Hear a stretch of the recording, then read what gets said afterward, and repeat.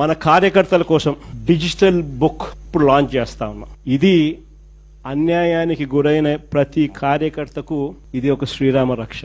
నేను ఈరోజు చెప్తా ఉన్నా, ఆ ప్రతి డేటా కూడా ఆ డిజిటల్ డైరీలో నమోదై ఉంటుంది. రేపు పొద్దున మనం అధికారంలోకి వచ్చిన తర్వాత ఈ డిజిటల్ డైరీలో నమోదు చేసిన ఈ కేసులను మీద ప్రత్యేకమైన బృందాలను పెడతాం. అన్యాయం చేసిన వాళ్లను రిటైర్ అయిపోయి ఉన్నా కూడా, రాష్ట్రంలో వాళ్ళు లేకపోయినా కూడా, సప్త సముద్రాల అవతలున్న అందరినీ పిలిపిస్తాం.